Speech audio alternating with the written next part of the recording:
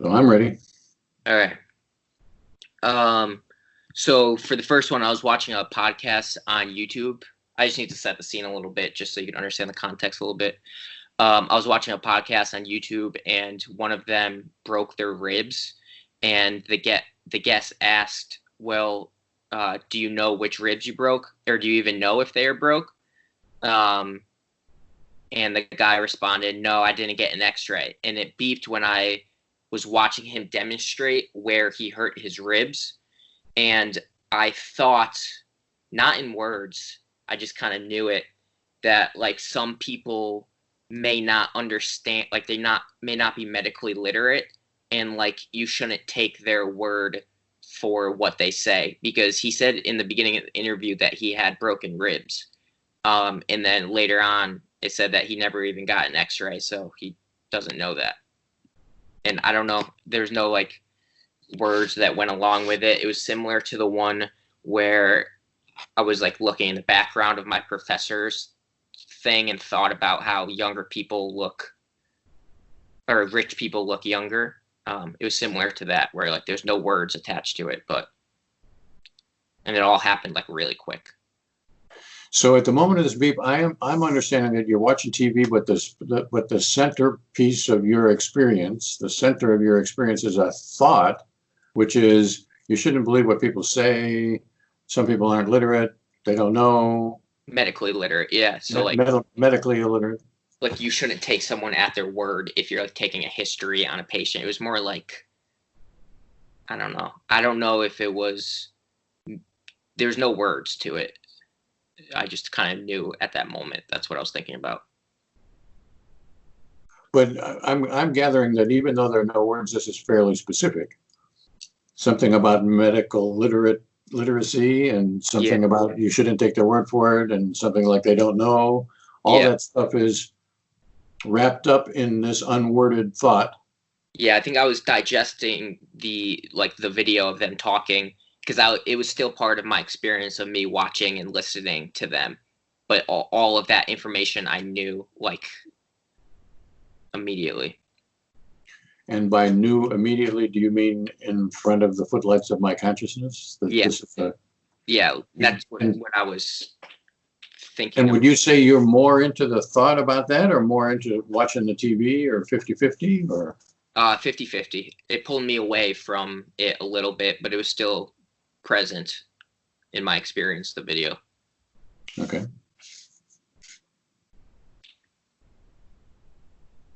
Then I think I'm good. Yeah, me too. I cut out for a second at the end. Did you guys add anything to this besides it's a thought with no words? Pretty specific? Yeah, that was about it. And watching TV 50-50. Watching the video presentation. Okay, and anything else in your experience? No. Then I'm ready to go on. All right. Beep number 2. This beeped when I was typing. The first beep, I was typing the words, "It happened quickly," like I said previously. And I was saying the words in my head as I type. And then I did kind of like a little extra stuff that I wrote for it.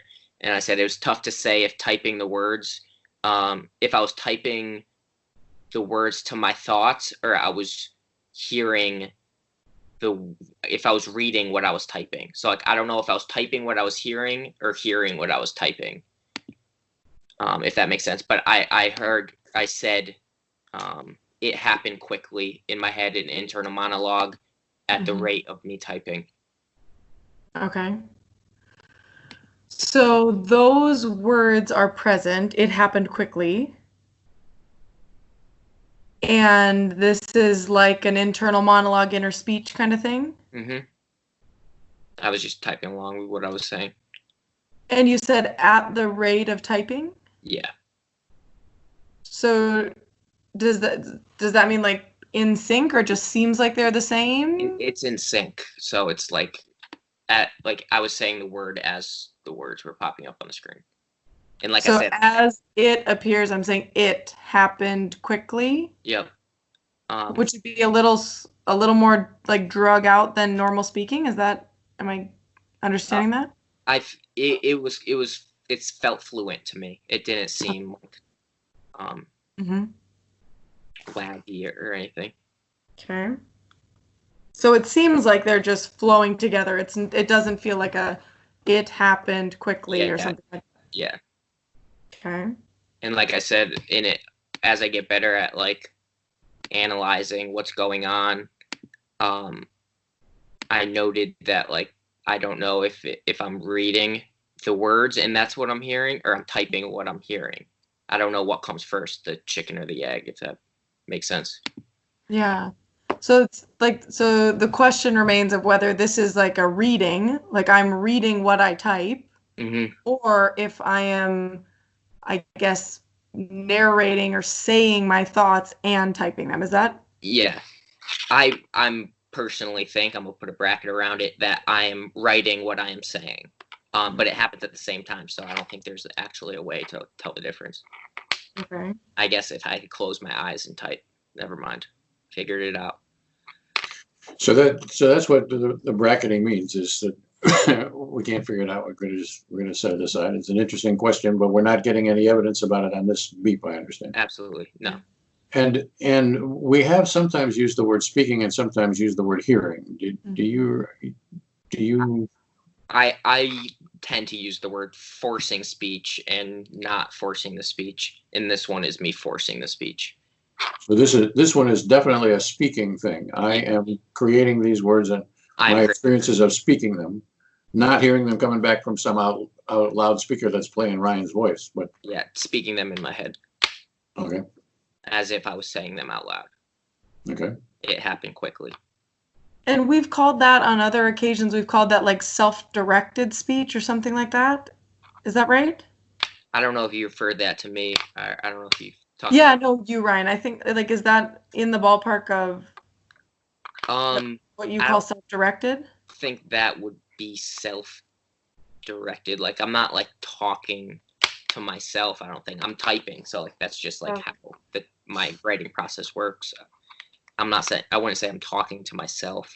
Maybe the word was initiated, but either way, okay. Initiate is what. Initiated, okay. Yeah. And is there anything else in your experience? No, just the words popping up on the screen as I was typing. Yeah, I totally glossed over that. So is the typing in experience at all, or is typing just happening automatically and all that's in my experience is the inner speaking of it? Yeah, I'm not thinking about like my fingers typing at all. Just thinking the words and then typing them without like consciously having to think about it. More like muscle memory. And I assume that your eyes are aimed at the screen. Do you see the screen and see the words? Yeah, I'm seeing the words pop up on the screen as I type. And just like watching that unfold, nothing in particular? Yeah, nothing different than normally how I write. Okay. I self-reflected on the beep afterwards and was thinking about whether I was typing the words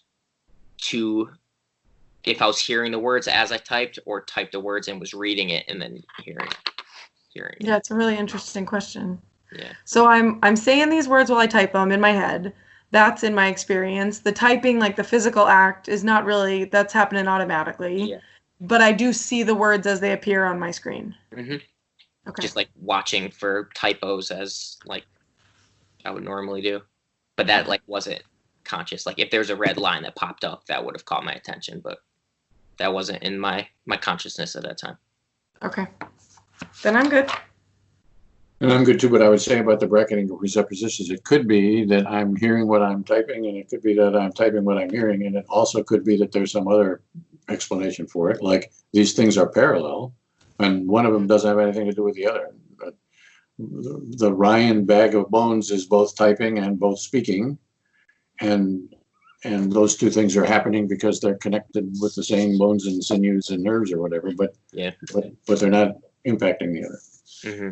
And this is a little mini bracketing lecture. It's the way we keep things out of influencing is just to accept that we really don't know. Yeah, we're totally ignorant about these things. I was just fascinated with just like the experience itself, so I was just reflecting on it. So I'm just trying to undermine that fascination just a little bit by saying, well, it could be something else even beyond that. And I love that. That makes this all even better. All right. Number 3. I was typing on my computer. I was texting my friend, but from my computer. I was typing to a friend about a boxer's fracture, which is a break in the 5th metacarpal right here.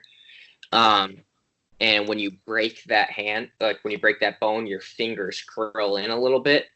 And I was typing to him, where was it? My fingers did that when it beeped, and said it quickly as I typed it quickly. So like the speed of the words that I was saying in my head was fast, just like my typing. And the words were, my fingers did that? Yeah, my fingers did that, because I was talking about how I had a boxer's fracture at one point, and we were reading about how like your fingers, like one of the signs is like your fingers curl in. And I was just saying my fingers did that. Okay. And so is your experience of the, so I guess I didn't figure this out. So you're typing, my fingers did that. Mm-hmm. And you're saying these words along with them? Yeah, just like the last one where I was typing and I was saying the words along with me typing. Except I typed this really fast, and so I said it along with the words really fast. And so I'm accepting that you said it really fast, but is in your experience, is it really fast? Yeah. Because I understood in the last one that the words might have been a little bit slow, but you didn't experience them as slow. This one, I experienced them keeping up with the speed of my typing. So I do experience the words as being fast in this beep, even though I did not experience the words being slow in the previous beep. I wouldn't say that I didn't experience them being slow in the last beep. Did I say that? I think so. That's what I understood anyway. Yeah, I think you said like it seemed like they were fluent, like it wasn't a choppy or slow thing, even if it might have been in reality. Does that make sense? Let me change the verbiage. It was fluent as if like I was talking to you at this speed because I was typing at that speed. So like if I was talking to you right now, that was also equivalent, or if not really close to the speed I was typing. So the speed of what I say is keeping up with what I'm typing, if that makes sense. Don't know if that makes sense. So in this beep, so in the previous beep, the it happened quickly beep. That typing and speaking was at your sort of normal speed. Yes. Is that right? Yeah. So think about it as my typing speed rather than my talking speed. So I was talking to the speed I was typing, which happened to be like a normal speed of me talking like this. It was like equivalent. My typing speed was equivalent to me talking like this. So my talking is in sync with my typing. Yes. In beep 2. But my typing happens to be at the same speed as I would normally talk. Yes. Mm-hmm. Correct. Okay, and yet I still experience it as being sort of in sync with the typing. Yeah. Okay. Almost if I am typing what I was thinking. And here I experience it as being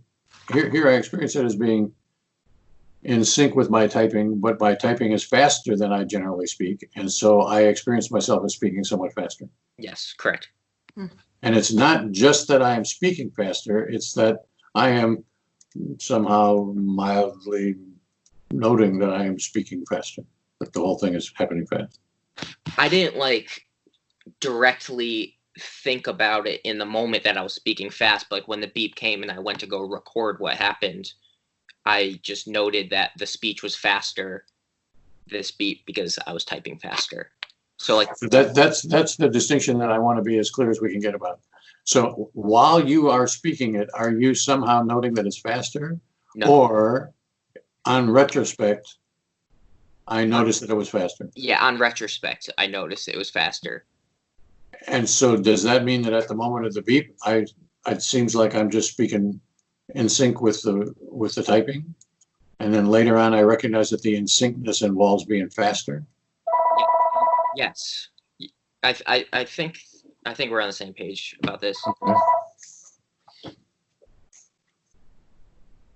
All right. And then is anything else in your experience about this at this moment? No.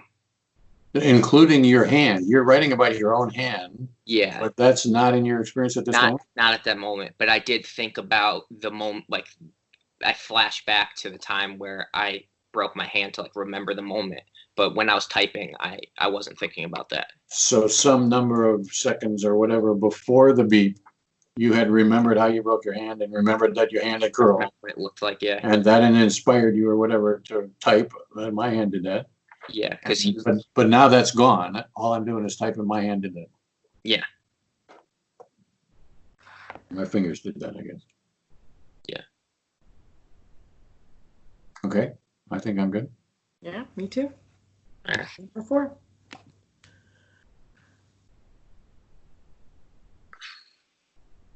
I was responding to a message and I had the full message typed out, and I reread it and I didn't like one of the words.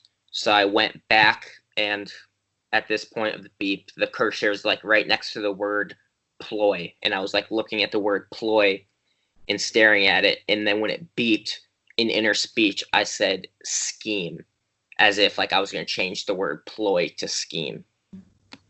And the whole other sentence was not in the footlights of my consciousness at that point. Just the word scheme. I said the word scheme when I was looking at the word ploy. Like a synonym, kind of.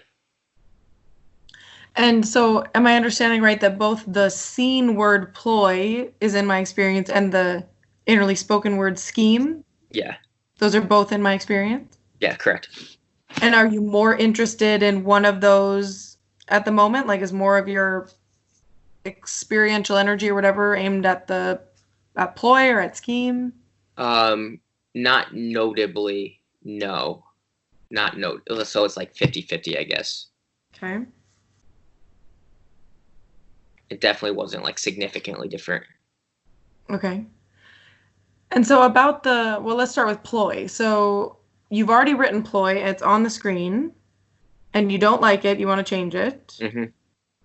And how exactly is it in your experience? Like, is it just I'm looking at it, or am I into the cursor, or am I like into the not liking it? What exactly is in your experience? So like the reason behind me changing the word, because that wasn't occurring at the time of the beep. That was before. I just read it and I just didn't like how the word ploy it didn't like read well. And is that not liking it? Is that still present to you, or is that a thing that has come and gone? I've made the decision that I'm changing the word, and I was thinking of different words to use, and then scheme popped in my head and it beeped. So is there? Yeah, go ahead. So can I have a bracketing of presuppositions conversation here for a bit? Always. So my eyeballs are aimed at the word ploy. Yep. And I am involved in changing the word ploy. Yep. But I would like us to be clear about whether the seen word is actually in my experience. Mm-hmm. So the question is, there's no question my eyeballs are aimed at this word. And there's no question I'm changing this word. But that doesn't mean that I'm actually seeing it any more than when I'm driving. Sometimes I'm obviously driving in and out of traffic and doing whatever it is that I'm doing. But if I'm having an interesting conversation, I'm totally experientially into the conversation. I don't know. I guess it would be like driving and me daydreaming in the moment, and I was definitely looking at the word like you said, but I guess maybe it wasn't like something I was reflecting on at that time, the word ploy specifically. I don't think I can give you inner experience does not necessarily require reflection. Some people say it does. I don't think that's necessarily true. But the question is whether it registers before the footlights of your consciousness. Mm-hmm. And in what way could it possibly register other than me looking at it? Like, I wasn't thinking about the word ploy specifically, but I know for a fact I was staring at it with my eyeballs. I don't know how to answer the question. In what way could it? The question is just whether it does. So my eyeballs can be looking at something, and I can, and skillfully, like when I'm driving, and yet I'm not in my before the footlights of my consciousness registering that. And then at other times I am, I'm starting to think it was not in the footlights. Now, the more that you talk about it, I was definitely saying the word scheme. I know that for a fact. But now I'm trying to. And that's the heart of it. Right there, that's the heart of it. So your experience, there's no question about what is experience when it comes to scheme. Mm-hmm. I'm saying that. Yeah. No question about that. But where there is question about is whether there is experience, directly kind of experience, when it comes to seeing the word ploy. Like I was aware of like the space that it occupied in the message. Like I was aware of the fact that word right there was going to be replaced while I was saying the word scheme. So like, not necessarily the definition of the word ploy, but like I know for like, I don't know. Mm-hmm. So the question. So there's no question about what you're doing here. You're zooming in on this word ploy. You're going to get rid of that word ploy and replace it with scheme or some other word. Yeah. And that's a skilled operation. You know how to do that. You're in the process of doing that, and it involves your eyes, and it involves your hands, and it involves your whole body actually, as you just do your mouse or whatever. But the question is whether that is directly experienced or whether that is a skilled operation that takes place sort of outside your awareness. It's most likely. I don't want to like have you bias my decision, but I'm starting to think it was a skilled thing and it wasn't like part of my consciousness. Yeah, and I don't want to talk you out of it either. I know. I don't think art are doing either, but I think I'm starting to lean towards what you're talking about rather than what I was saying.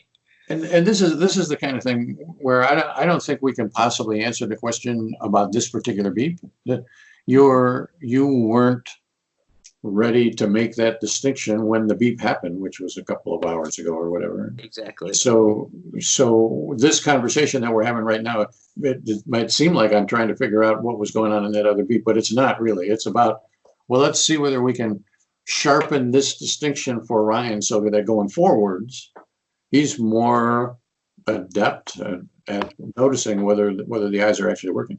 Because I had this question about the first beep today too. You were watching the podcast or whatever, and I didn't say it at that time because but you were.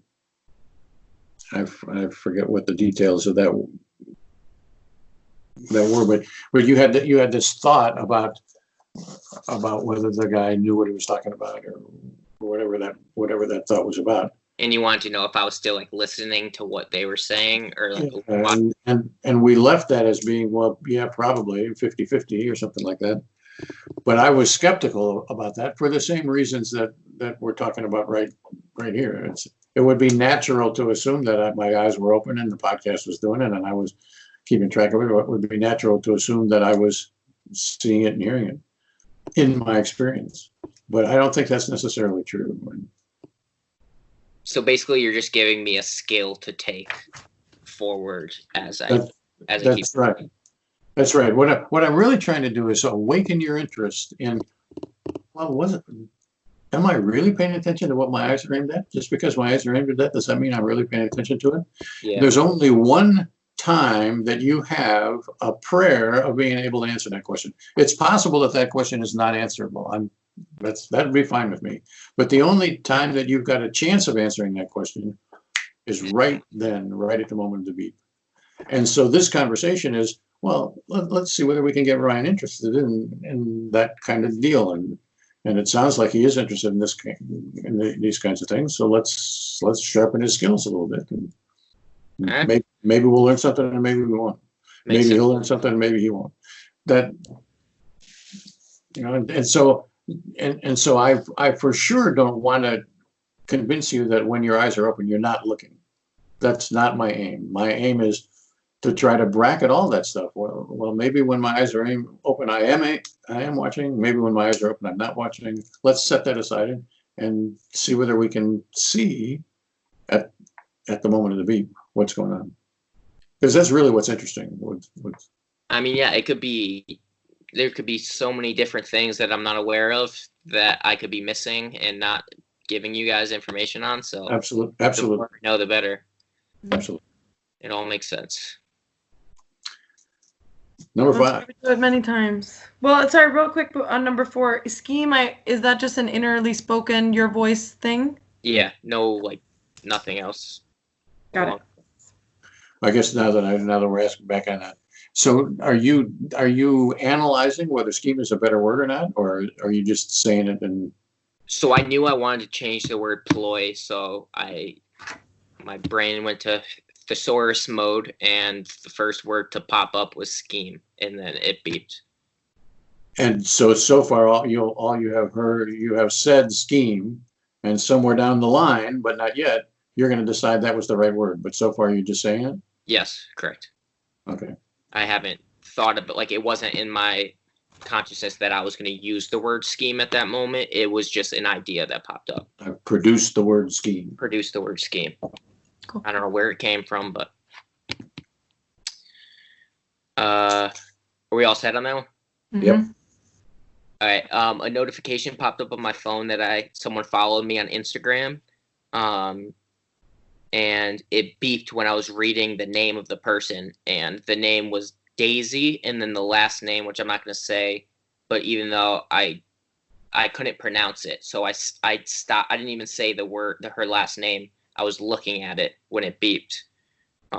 So I said the word Daisy, which is the first name, and then the last name, which I'm not going to say. I didn't say in inner speech. I was just looking at it because I couldn't pronounce it. It was obscure.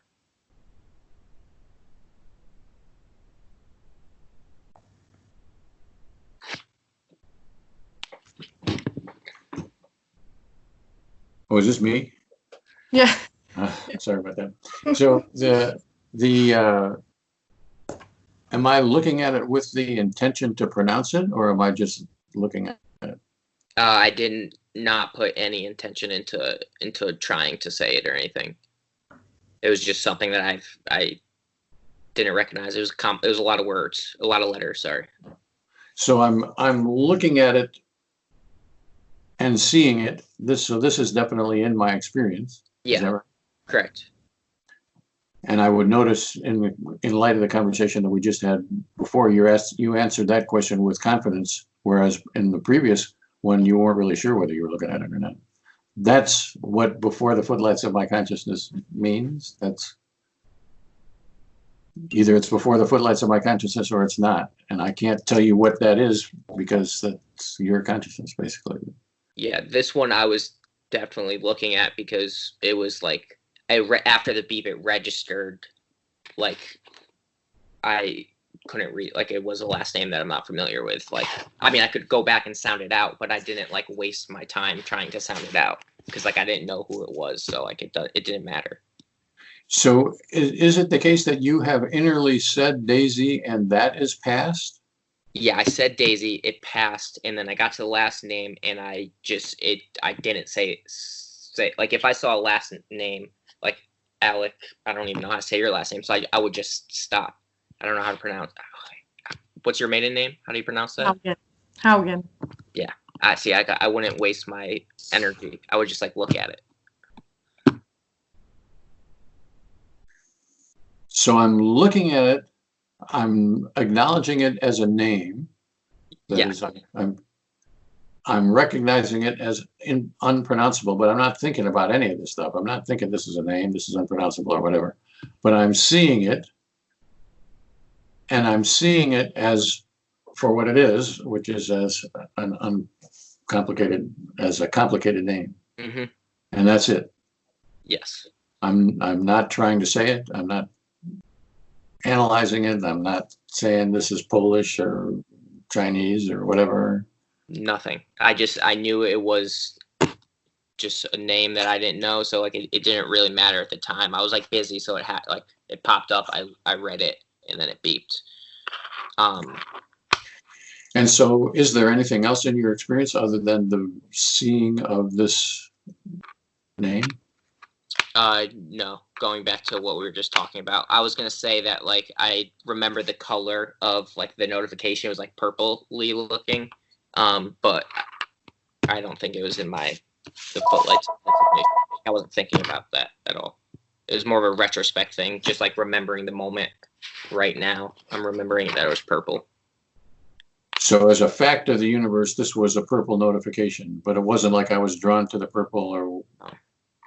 But I was drawn to the last name that I knew that I couldn't say, so I didn't say it. Where like it's almost like if I was reading a full sentence and then just like stopped in the middle of the sentence. Like I said Daisy and then just stopped and then it beeped. And so does it seem like at the moment of the beep like you're reading, but just it's so complicated that it's like I'm reading unsuccessfully? Or does it seem like I was reading and now I'm just looking at this name I can't say? And maybe or something else. I don't know. So you're gonna tell me to bracket this, but I thought about this a little bit.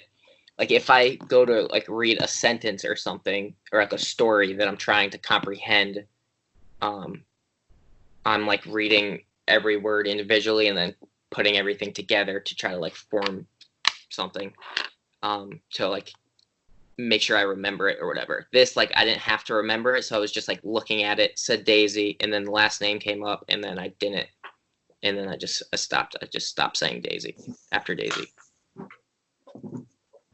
Like if it said Daisy Jones, I would have said the word Jones, but like I got hit like a roadblock. Mm-hmm. Okay. Well, it seems like when you said Daisy, it seemed like a reading thing. Is that right? Okay. Yeah. And now at this moment, when you're looking at the last name, does it seem like a reading thing?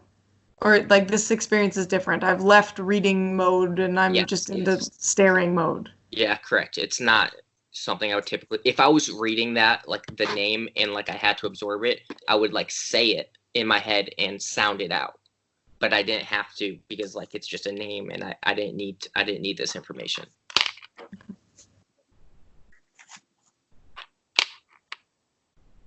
Okay, then I think I'm good. Me too. Number 6. That's it. I don't have a 6. No worries. Cool. So I think we're doing good. I'm in favor of doing this more times. Okay, I am too. Yeah, me too. And I would say that we have more beeps around the computer than we have at other things. So I'm always on it. So yeah, that may be the way it is. So I'm not trying to talk us out of that, but you want me to try to do it in a different setting? If that's convenient, what we're going to do is soon you and Alec are going to pick a time when we're going to do this again, and then if it's convenient to do it then I think it might be interesting, useful, whatever, to try a different setting. But I'm not imposing that. I'm recognizing that life goes on, and yeah. I'm just trying to think of like times I could do it. I'm going to be on a plane on Sunday, so maybe I could do it during traveling. Yeah, that'd be interesting. Yeah. That way we would meet on Monday. Yeah. Yeah, I can do that. What day is that? The 6th, I guess. Okay. Mm-hmm. Is there a time that would work for you on the 6th, Ryan? If you're on a plane, maybe you're somewhere else and got to work around some stuff. So I could do like evening again, like Monday evening, like 5-ish. Mm-hmm. I can do anytime. So y'all. Yeah, I'll reach out to you in a couple days, maybe when you know better. But I can do anytime Monday, so. Okay, that works for me then. We should probably be okay. All right. Cool. Yeah. Sorry, I was a little rattled today. I felt like I couldn't help you out. I wasn't able to like explain things well. I didn't have that impression. I thought we were fine. Really? Maybe some beats are just easier to talk about than others. I think. And it might be that as you get more skilled, you start to raise more questions, right? Like the whatever one where you were like, I don't know if this is a reading my typing or a typing my thoughts. That was your own interest that brought that question to light. And it's a very interesting one. And it leaves us with sort of question marks, but it says something about like your skill at knowing these distinctions now, I think. Like you're interested now, and I want to get to the bottom of that. And it's going to leave you with some question marks for a while, maybe forever. I don't know. How do you guys know that something is not happening or a process that just like you guys simply just can't fathom? Like that, like it's just not part of your experience. So like there's no way that you could like figure things out. Like it's just completely different to what you guys experience. Do you ever feel like you experience that? Well, we do, and part of the reason that we do multiple interviewers is so Alec has a different sensitivity than I do, and that minimizes that possibility. But I think in the Lena interviews, we came upon something after like 7 or 8 or 9 days of sampling that I can't remember exactly what the deal was, but something about meta-awareness that Lena had been trying to tell us about since day one, basically, and she didn't really know how to tell us, and we didn't really know how to understand it. I don't think we really came to an understanding until very late in the process. And so the answer to your question is we're never really sure, because it could be that there's nothing to stop it from the situation being Ryan knows exactly what he's talking about. He's saying the same thing all the time, and Russ and Alec don't understand what he's saying all the time, and so the communication is that we entirely miss that all the way along. That is a possibility. We guard against that possibility by you'd have to be swinging and missing both Alec and me at the same time, and we are very careful listeners. And so if you're saying something that just doesn't ring right exactly true to me, I'm gonna be trying to question you on the possibility that you're trying to tell me something that I haven't yet figured out. So if you're telling me something that I understand, then the words that you use will have the same frequency and connotation and denotation and whatever that I would expect. But if you somehow use a word that isn't exactly right in my understanding, then I'm going to question my understanding. Could be that you just were sort of sloppy in using a word. Could be that I didn't understand what you were saying. Could be that a lot of things, but we don't let those kinds of things slide, I guess is what I would say. So I read like your summaries of Lena's experience on your website, and like I saw that I don't know if it was you or her drew the picture of like the vortex with like sensing things. Right, that's what I was talking about. We didn't really. She used the word sensing. What did we figure out? Maybe on the very first day or second day or something like that. Yeah. And we counted them up. She used the word sensing 50 or 80 or something times. 76 or something like that. And we knew that we didn't know what we were talking about. She was using sensing, and we didn't understand it. And she knew that she was using sensing, and that she didn't really understand it, and for sure we didn't understand it. Yeah. So we were working hard at what sensing meant, if anything. It could be that she's just used sensing in an unusual way. She means the same thing as everybody else does. Yeah. And we came to the conclusion, I think, that sensing was something like meta-awareness or something. I actually forget right now exactly what conclusion we came to, but it was in that ballpark. Yeah. And I think after, like, it finally started to click around day 10, but we had known for a while that, like, this is just a beast to figure out. Like, we cannot, I mean, we're leaving every interview with a lot of question marks around what this sensing thing is, but Lena was really unequivocal. She just said, no, there's this thing, and I'm trying to describe it to you. and we would just sort of throw up our hands at the end, like, hey, we're doing the best we can. Maybe we're going to get it.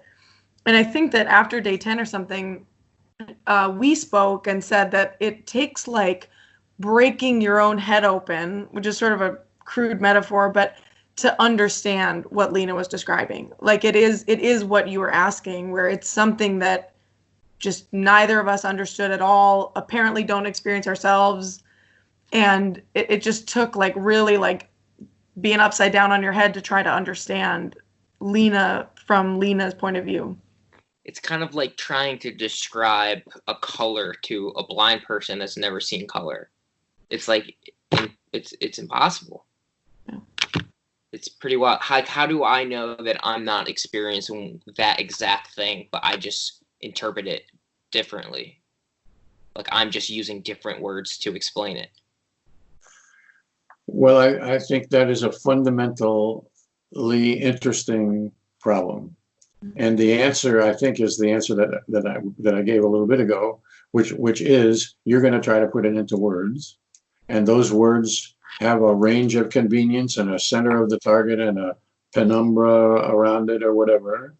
And you're going to do the best you can with the words that you've got to describe those, to describe your experience.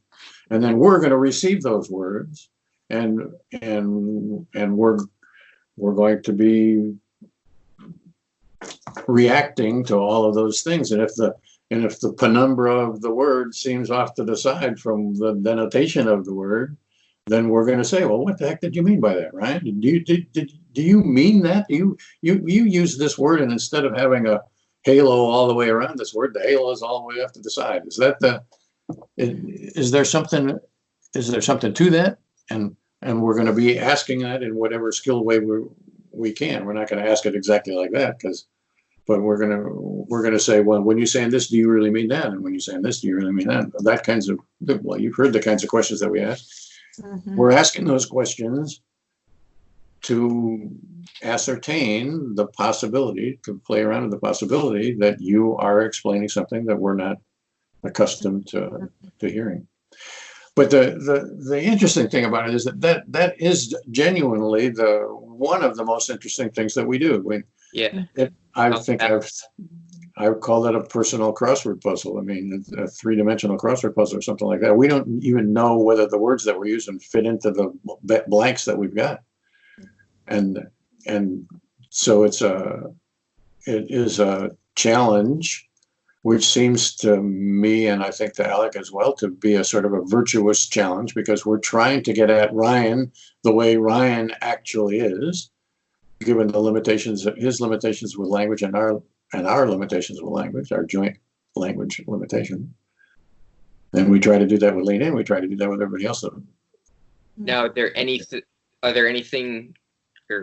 anything that I have been saying or doing that's similar to that situation where like you can't quite figure out what I'm talking about and it may be a little bit different? Or am I pretty square? I don't think Alec can have an opinion about this, but I don't.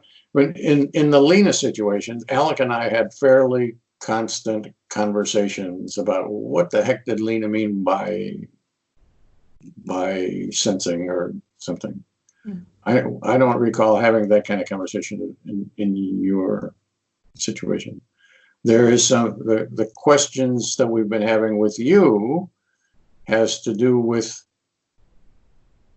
well, like your first example today in our lingo. So now I'm going to take us behind the curtain a little bit. In our lingo, your first example today, I think the first example, the one about you shouldn't take his word for it. People are ignorant about their own medical conditions or whatever that was. That is an example, pretty much a straight head textbook example of what we call unsymbolized thinking. Mm-hmm.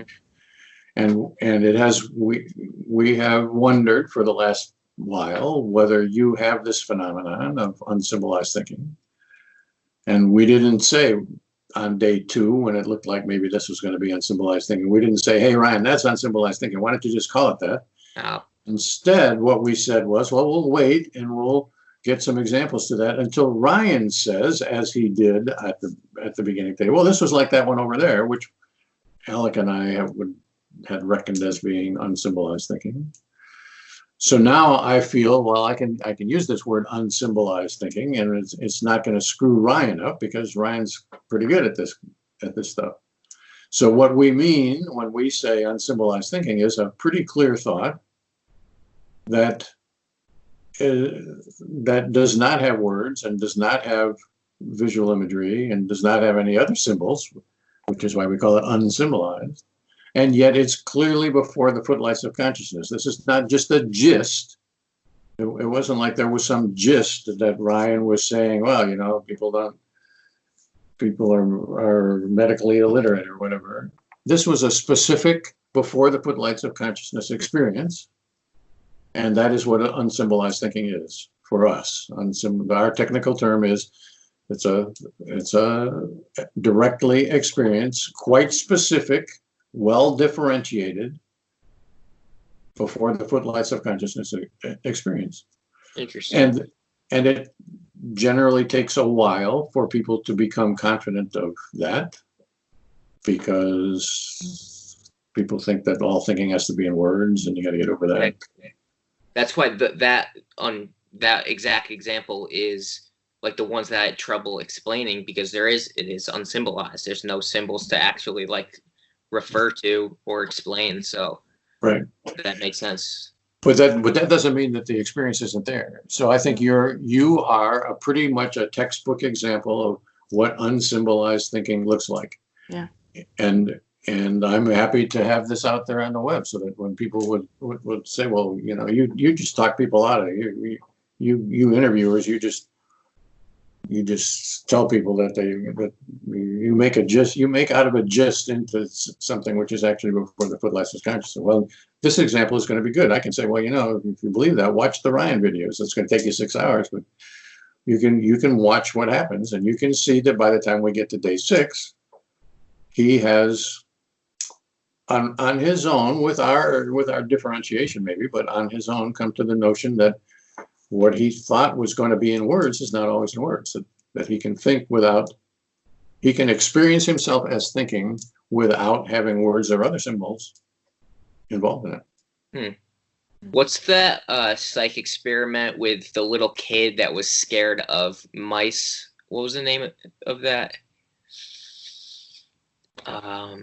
Were they conditioned him to be scared?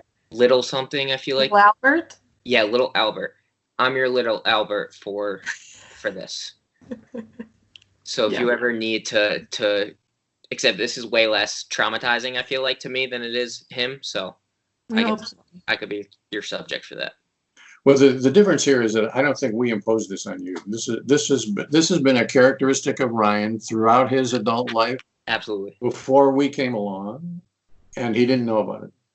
And that's the way this is. This experience is. Many psychologists, maybe most psychologists, have a hard time believing that this is possible. Yeah. Because most psychologists are verbal kinds of people, and so they think that it has to be in word. Yeah, sense. I think as I recall, like maybe even on day 1, you were describing things like unsymbolized thinking, and you were saying like this is hard to describe because there are no words, but your experience was stubborn. You couldn't say there were words, and you stood by that, and you were faithful to the experience, and you said, you guys, this is weird for me and confusing, and I don't know what to say, but there weren't words here.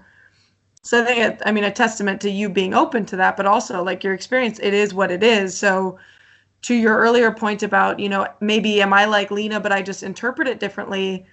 I really doubt that. I think that we don't ask questions about interpretation. We ask questions about reality. Did this happen? And what color was it? Was it tall? Was it short? You know, interpretations are presuppositions, really, and you know how we feel about those. So you were saying that I was like strict on the fact that I was having this experience, but someone commented on one of his videos, Dr. Hurlbert's videos, saying that I was trying to just prove my point that like I wasn't being honest. Do you believe that I'm being honest with this experience? Like, do you feel like I'm trying to skew the narrative of this? I've not had that impression. I have not had that impression at all. I have thought that you were mistaken about something in a presuppositional kind of a way, but I've always had the impression that you were working at trying to be as accurate as you can get.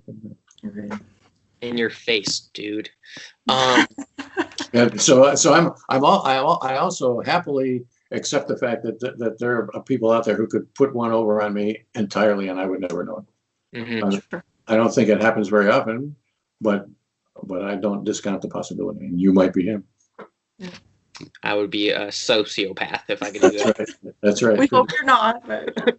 No, I'm trying my best. I had another question. Oh yeah, so like Lena had that experience that you couldn't break down. That was maybe something that you haven't seen often or ever at all. Is there any other examples of that from other people that are just like that really caught your attention? That was really fascinating to you. Well, unsymbolized thinking is one of those. When I started this sampling deal 40 or something years ago, or however long ago that was, I didn't believe that unsymbolized thinking was a possibility. When people would say, well, you know, I was thinking, but I can't remember, and then they just sort of mumble their way out of it, and then they would say they want to quit because they would, the typical subject would say, well, I'm not a good subject. I can't do this. And I would think at that time, well, you know, you're not a very good subject. You can't even put into words these things. So it took me a while to accept that there was a phenomenon here that they were just having trouble describing, and that I was having trouble hearing. Interesting. All right. All right. So you all are going to figure out a time. It's likely to be Monday, and Alec is going to tell me when it's going to be. All right. You got it. Sounds good. All right. Thank you very much. Have a good one. See you.